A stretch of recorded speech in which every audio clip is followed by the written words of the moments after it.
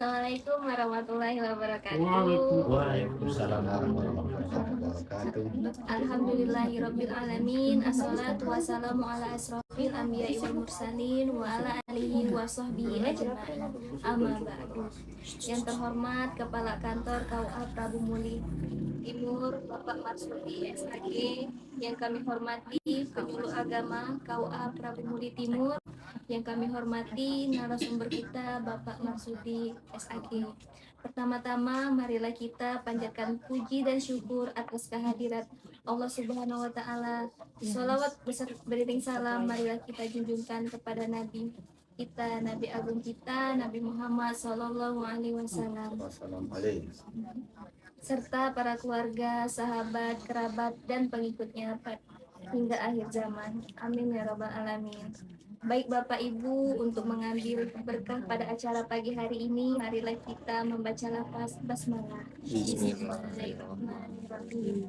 Baik Bapak Ibu, acara selanjutnya marilah kita saksikan bersama-sama, yaitu Pance, penyuluh agama ngajak cerita, yang mana acara ini dipandu langsung oleh saudara kami Bapak Askarudin SAG, penyuluh agama Islam dan Ketua Pok Jalu Kecamatan Prabu Muli Timur. Kepadanya kami persilakan.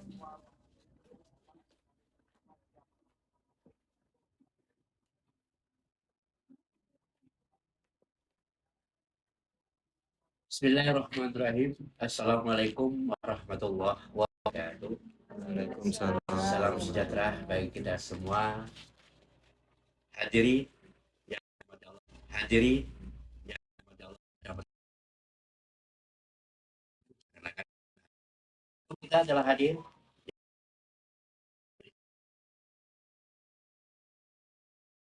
agama Kecamatan Prabu Selamat pagi Pak. Selamat pagi Pak.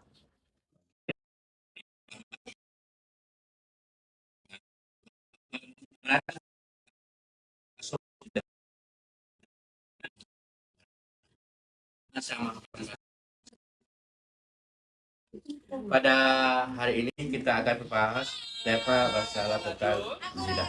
Kepada Bapak kami persilakan untuk mulai tentang masalah zina. Silakan. Apa kabar sahabat Pance? Iya, ada sekali. Pengulu agama Kecamatan Prabu Timur mengajak cerita. Kita bagian cerita Pak. Gitu ya. Tentang masalah zina yang marak sekali sekarang ini. Bismillahirrahmanirrahim. Assalamualaikum warahmatullahi wabarakatuh. Waalaikumsalam warahmatullahi wabarakatuh. Alhamdulillahilladzi anzala sakinah fi qulubil mu'minin. Asyhadu an la ilaha illallah al-malikul a'la. Asyhadu anna Muhammadan abduhu wa rasuluhu al-mab'uts rahmatan lil alamin. Allahumma salli wa salli ala habibina Muhammad bin Abdillah wa ala alihi wa sahbihi wa mawala wa la hawla wa la quwwata illa billah. Jadi menjelang siang hari ini Membahas masalah zina. Untuk itu sebelum kita membahas masalah materi zina ini, saya mengajak kita semua, baik yang ada di Ruangan ini maupun yang ada di medsos, untuk sama-sama kita memanjatkan puja dan puji syukur kepada Allah Subhanahu wa taala, karena alhamdulillah detik ini pun kita masih Allah berikan kesehatan. Amin ya rabbal Kita alamin. dapat beraktivitas, mudah-mudahan apa yang kita kerjakan pada hari ini akan mendapatkan berkah dari Allah Subhanahu wa taala. Salawat teriring salam semoga tetap tercurah kepada manusia yang mulia, tentunya manusia yang dimuliakan oleh yang mulia, yaitu junjungan kita, sultan kadang kita, contoh bagi kita, Nabi kita, Nabi Muhammad Sallallahu Alaihi Wasallam. Mudah-mudahan kita dan keluarga kita kelak akan diakui sebagai umatnya, sehingga kita berhak mendapatkan syafaat. Amin. Amin ya rabbal alamin. Berkenaan dengan masalah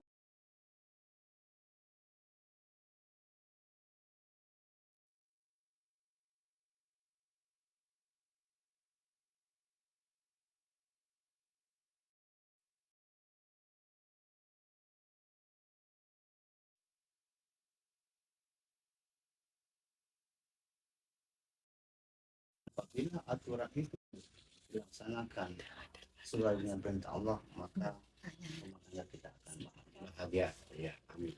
Dan sekarang ini di zaman digital, zaman medsos ini, seringkali kita mendengar di masyarakat itu ada masalah anak yang lahir di luar nikah. Sebenarnya anak yang dilahirkan, walaupun itu dari ibunya yang melakukan zina, anak itu tetap adalah anak yang fitrah, Fitrah. Ya, bersih Pak ya. ya, bersih. Karena setiap anak yang dilahirkan itu adalah fitrah. Fitrah. Dia bersih seperti Bayi yang baru lahir.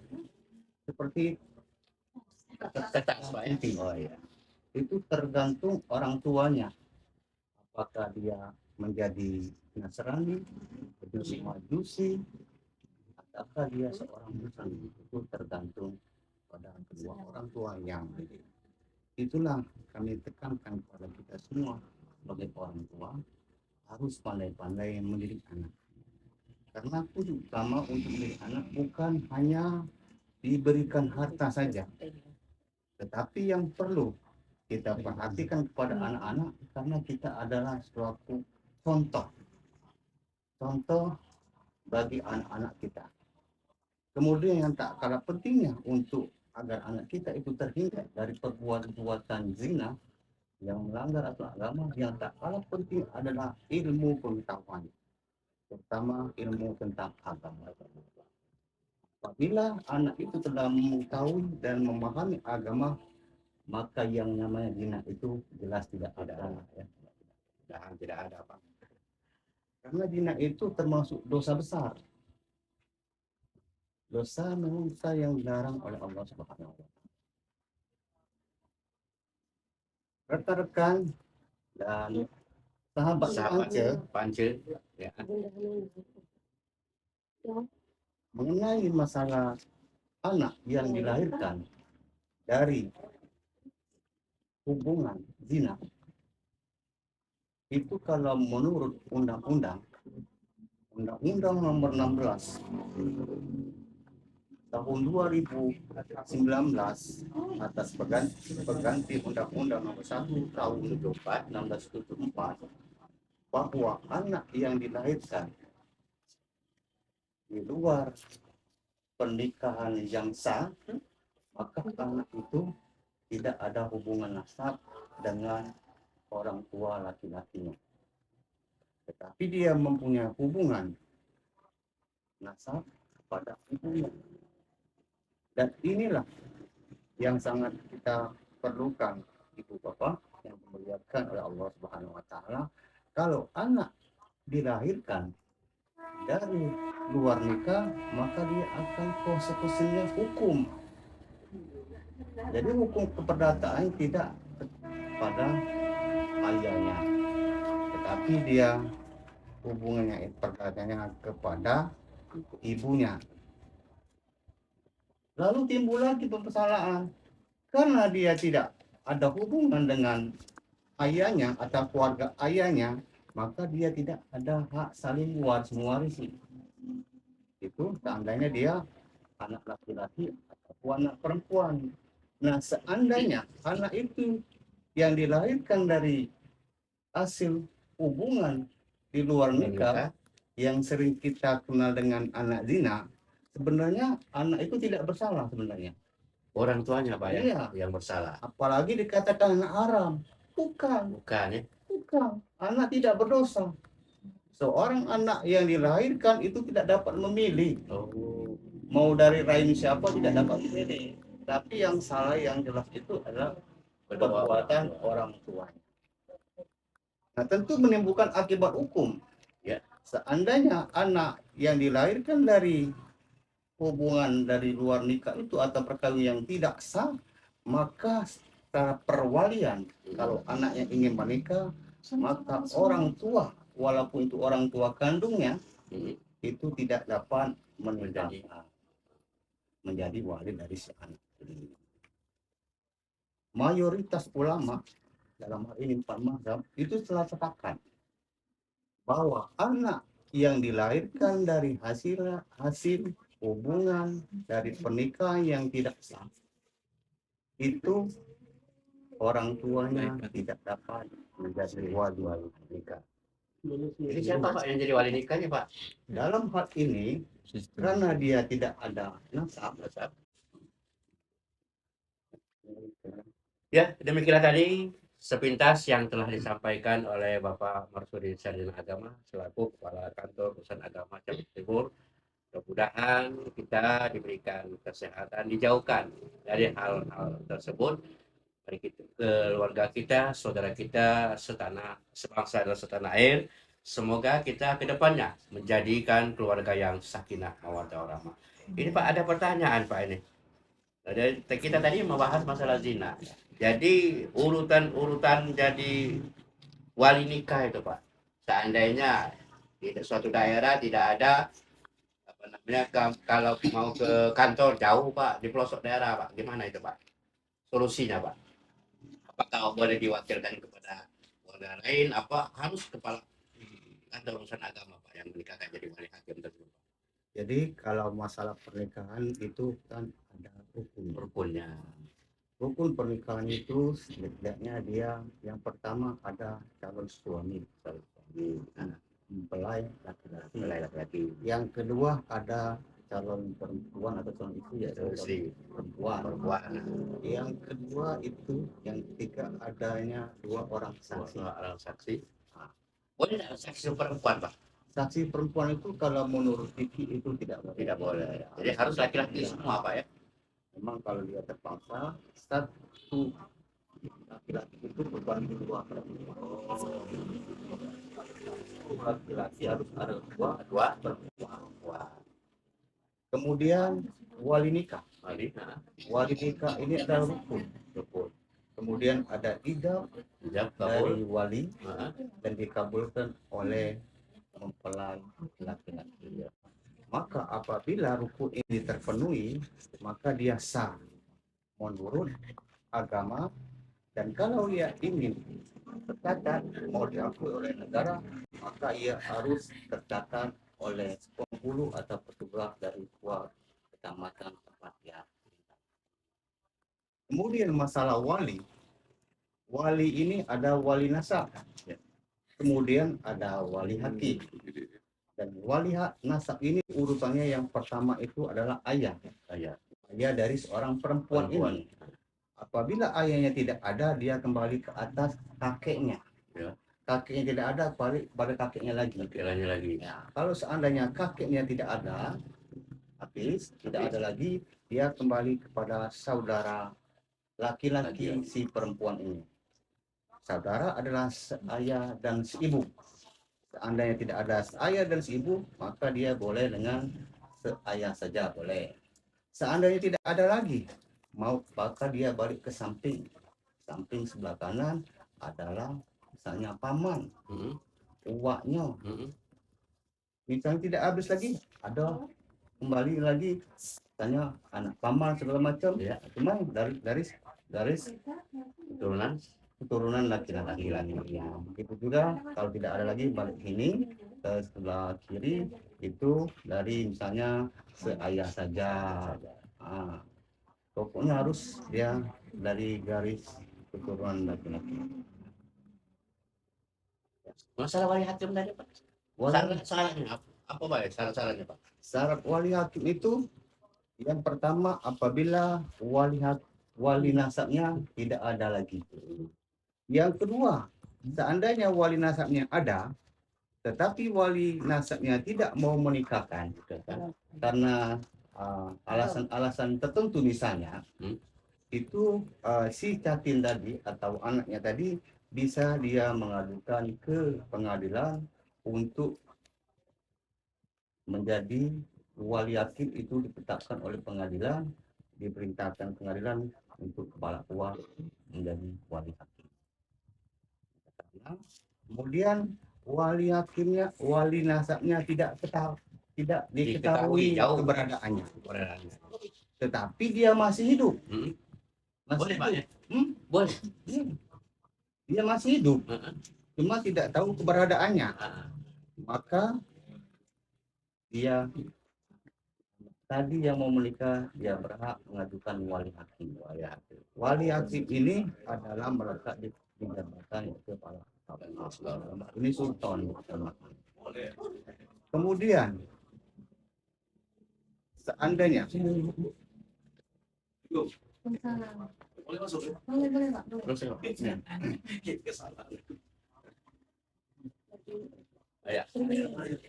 Ini masalah wali hakim berarti kepala atau urusan agama yang berhak menjadi wali hakim. Ya, jadi kepada pemirsa ya, yang telah bergabung bersama kami di acara Pance ini, yang mau bertanya kami persilakan melalui Facebook yaitu Pance Penyuluh Agama Kecamatan Palmi Timur. Ada pertanyaan dari rekan-rekan dari Facebook? Wah, ada. Yang pertama, dalam Islam zina adalah dosa besar. Ia bukan sekedar pelanggaran moral, tapi juga pelanggaran terhadap ketentuan Allah. Ketika zina dianggap biasa, berarti rasa takut kepada Allah mulai luntur. Itu bagaimana itu, Pak? Allah telah menekankan di dalam Zina jangan dekati zina. dengan dekati zina. Didekati baik tak Tidak boleh, boleh, apalagi dilakukan. Nah, karena kalau dilakukan itu namanya dosa Dosa besar. yang jelas melanggar Allah. Apabila Allah melarang, di situ jelas ada kejelekan. Kejelekan kalau kita lakukan, kan jadi jelek bagi yang melakukan. Karena itu puasa. Puasa itu adalah keji. Istilahnya kalau bahasa kita itu jorok, menjijikkan. Ya. Di samping dia dosa besar, dia menjijikkan. Kemudian seandainya dia menjadi hamil dan melahirkan tadi, itu akibatnya tadi melahirkan anak di luar nikah. Tentunya kalau melahirkan anak di luar nikah, jelas menjadi aib. Bukan saja bagi yang melakukan, tapi bagi orang tuanya dan keluarga besarnya. Sehingga dia menikah kan, nah menikah, nah, tapi dia sudah hamil. Nah anak yang lahirkan ini tidak ada nasab ke bapaknya secara hukum perdata, maka dia tidak berhak menjadi wali dan tidak berhak menjadi waris. Jadi tidak bisa mewalikan, tidak bisa dapat hadiah, tidak bisa warisan, rugi itu Pak. Rugi besar itu. Apalagi dia misalnya pernikahan itu tidak tercatat. Tidak tercatat di bawah tangan Pak ya. Nah, nikah bawah tangan yang sering kita kenal dalam masyarakat itu nikah siri. Sir, sembunyi-sembunyi. Nah, sembunyi-sembunyi nikahnya. Nah, kalau nikah itu jangan sembunyi-sembunyi. Harus dikasih tahu supaya agar jangan timbul fitnah bahwa mereka itu sudah nikah, memang sudah menikah. Nah, harus disiarkan, harus diketahui oleh masyarakat. Lain dengan kawin, kalau kawin boleh semuanya boleh sembunyi. Kalau kawin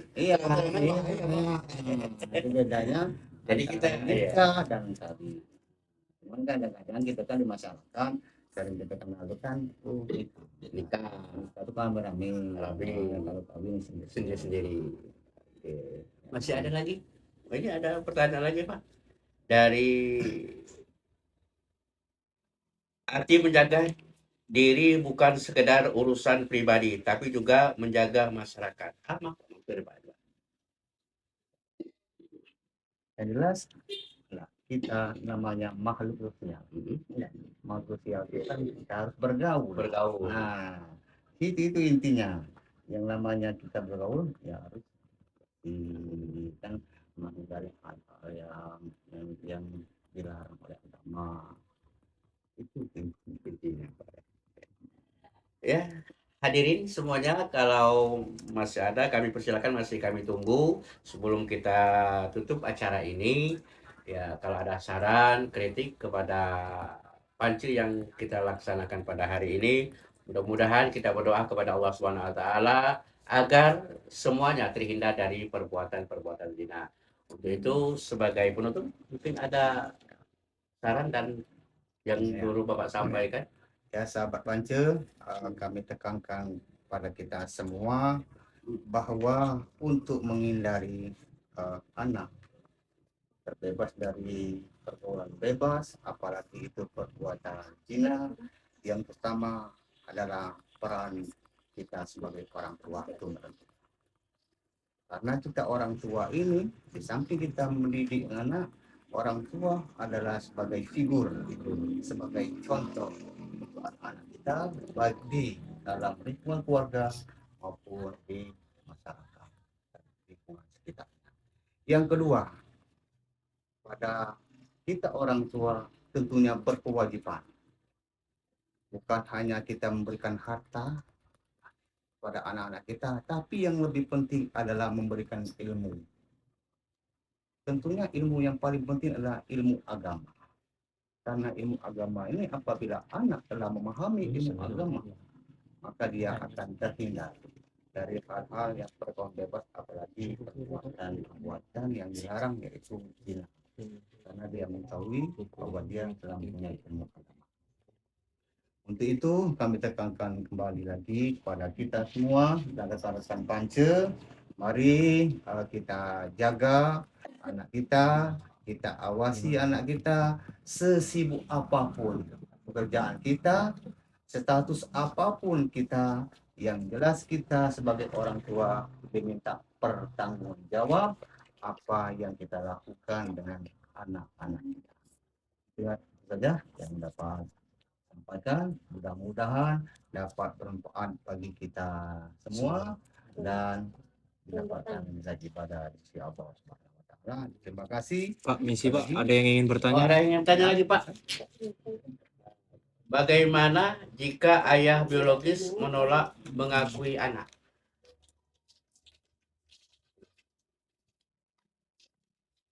Bagaimana jika ayah biologis Menolak mengakui anak? Ya, tentunya ini orang tua yang menolak biologis ini kan tidak sekonyong-konyong. Tidak sekonyong-konyong dia tidak mengakui. Tentunya mempunyai alasan.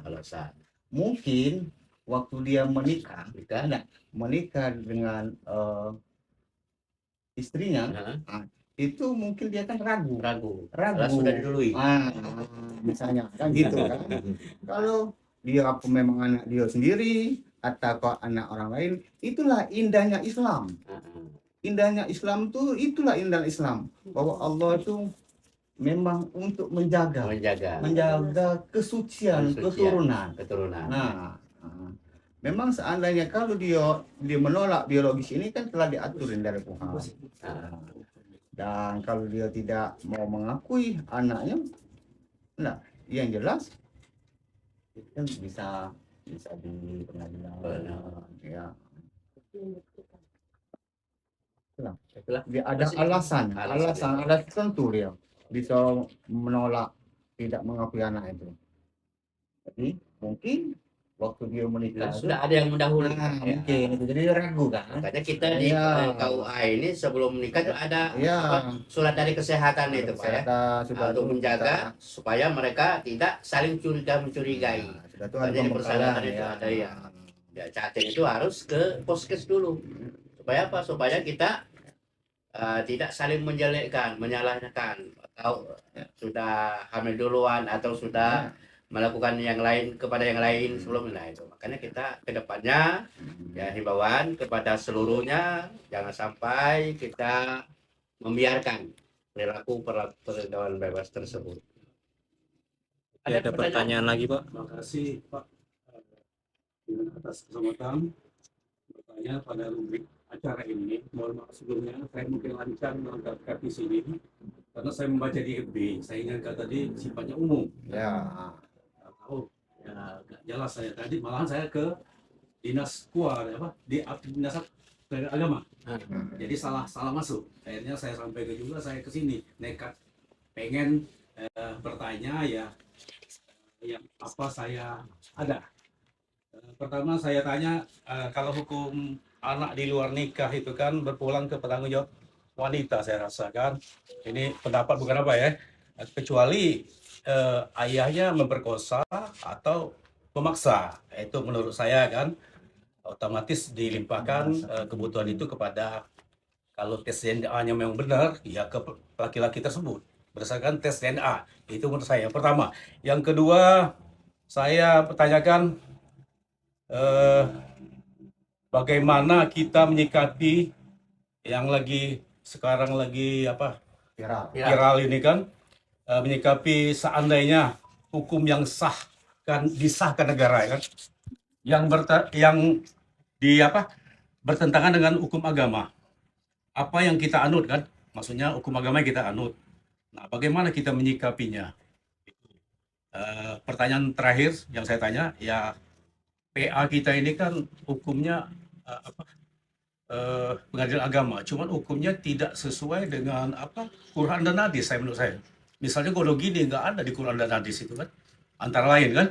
Misalnya yang lain-lain lagi, banyak lagi yang lain itu. Mohon Wah menjelaskan, mungkin saya yang awam ini pengen tahu. Itu saya mohon maaf lebih dan kurang, kepada Allah saya mohon ampun.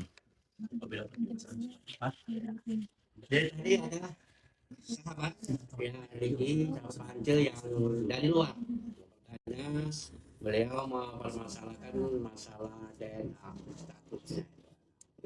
Dia sudah bahwa biologisnya status DNA anak tadi sebelum pernikahan di bawah ada apa di luar pernikahan. Yang ini belum ini nikah siri tadi kan itu ada hijab kabul, ada saksi. Jadi kalau sembunyi-sembunyi kan kadang-kadang kesepakatan saya rasa kan. Itu juga saya bingung juga itu. Ya. Masalah nikah siri itu apabila dia terpenuhi rukun dan syaratnya.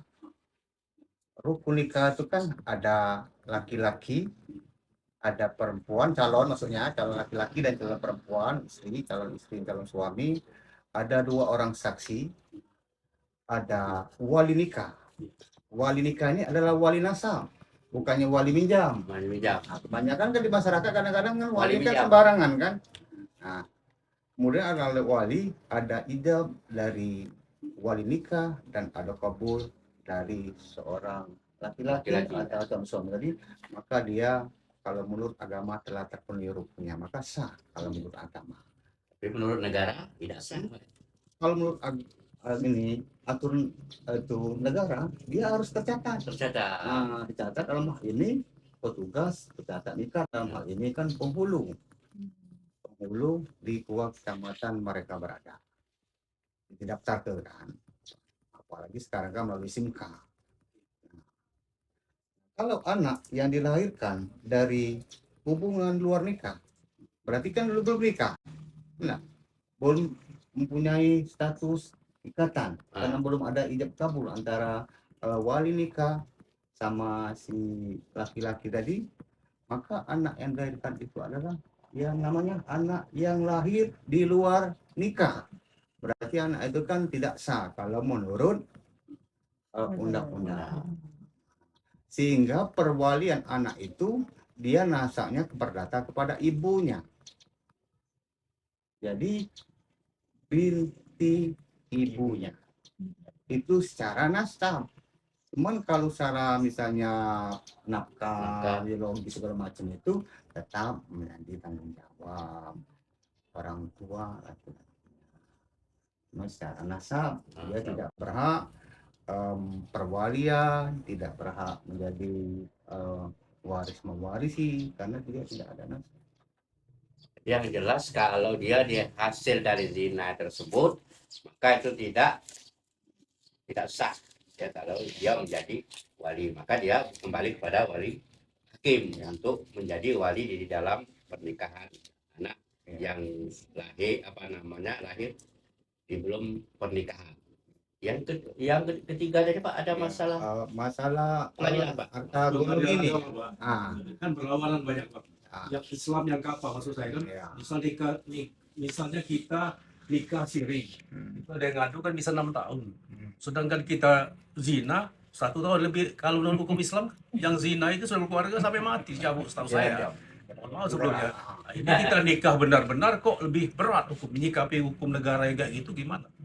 umat Islam sendiri maksud saya. Ya, kalau masalah harta gono gini, nah, Ya, gua begitu. harta gono gini itu adalah harta yang didapat Ngerti? itu dari pernikahan yang sah. Walaupun itu harta bawaan, seandainya laki-laki tadi mempunyai harta bawaan, waktu dia bujang, enggak punya tanah, ataupun istri tadi dia punya tanah, cuman waktu dia nikah, dia tidak ada perjanjian, bahwa tanah itu adalah tanah milik dia atau tanah apa itu harta bawaan. Begitu juga yang suami tadi. Nah, itu dalam pernikahan itu menjadi harta gono gini.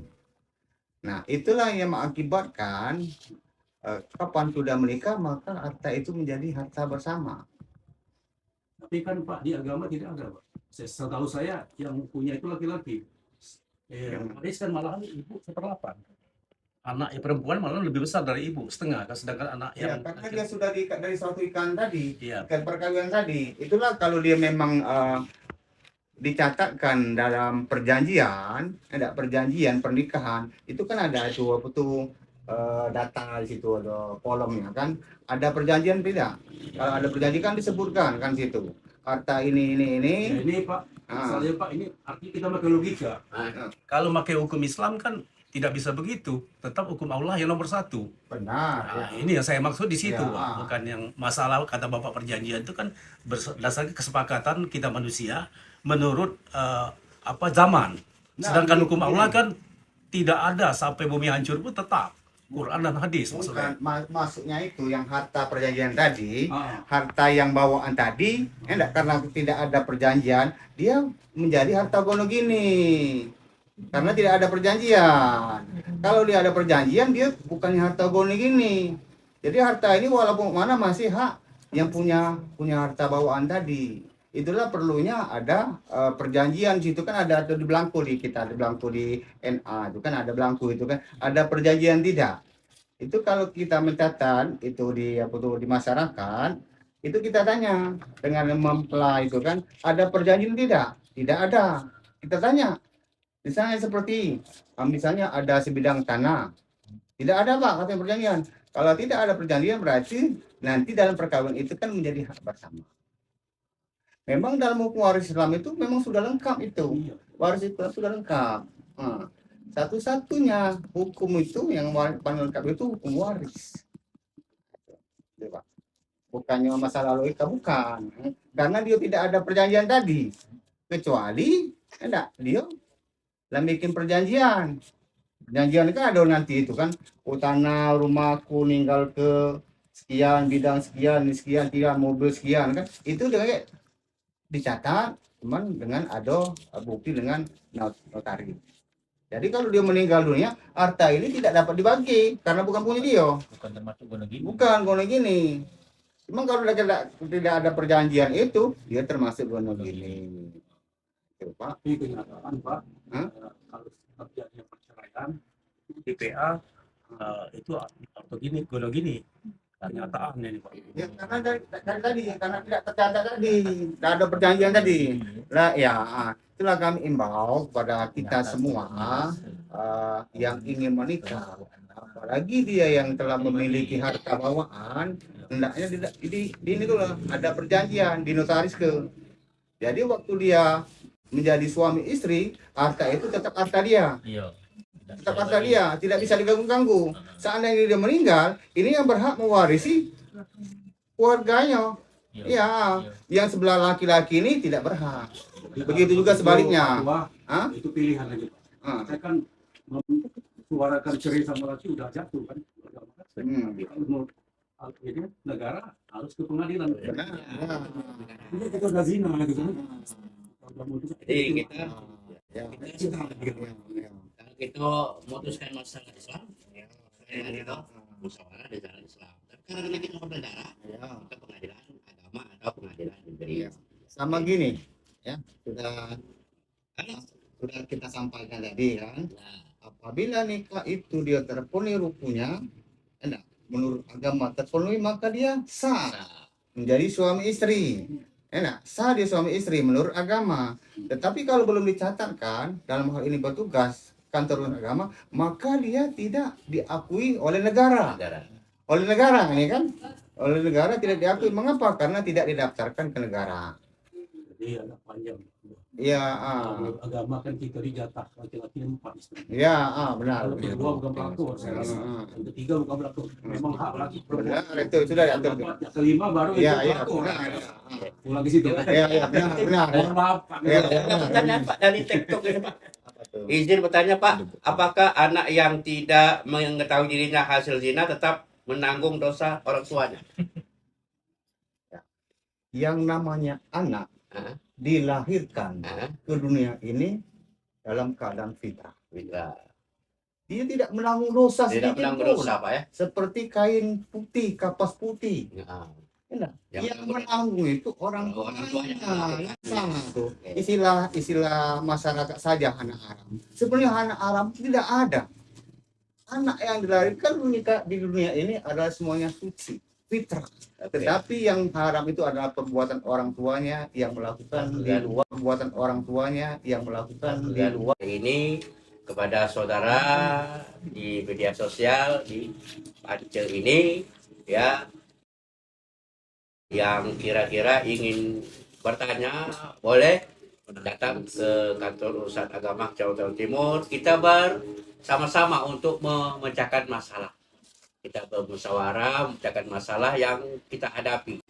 Ya, apa masalah perkawinan, masalah waris, ya, masalah yang lain sebagainya. Nah, itu kita sesuai dengan aturan yang ada di negara kita, Republik Indonesia. Saya Skarudin, sarjana agama, selaku pembawa acara pada hari ini. Mohon maaf kalau ada kesalahan. Kami lanjutkan kembali kepada rekan-rekan kami untuk menutup acara berikut ini. Sebagai penutup, kita sampaikan kepada kita semua yang pertama, agar anak terhindar dari pergaulan bebas, apalagi zina. Ya. Yang pertama, kita sebagai orang tua harus menjadi contoh, jadi tidur baik dalam rumah tangga, apalagi dalam lingkungan sekitar. Yang kedua, hendaklah kita sebagai orang tua jangan kita pada anak kita bekali harta saja. Tapi yang terpenting dari itu adalah bekali anak kita dengan ilmu. Tentunya dalam hal ini ada ilmu agama. Kalau anak kita telah mendapat bekal ilmu agama, insya Allah anak itu akan terhindar dari yang namanya perbuatan zina. Terima kasih atas segala kebersamaannya pada kita semua, dan mohon maaf atas segala kekurangan dan kesilapan. Seandainya memang ada namanya benar, Yang benar ini kita ambil, yang jahat ya datangnya itu memang dari Allah SWT, dan kita ambil manfaatnya untuk kehidupan kita sehari-hari, dan khususnya untuk keluarga kita. Dan apabila ada pendapat yang kurang, menyinggung perasaan, dan itu bukan kesengajaan kami, Sengaja. itu memang orang kami, dan kita sama-sama mohon kepada Allah SWT. Terima kasih. Assalamualaikum warahmatullahi wabarakatuh. kepada saudara Pani kami persilakan untuk menutup. Ya, sudah. Sudah. Jadi umum.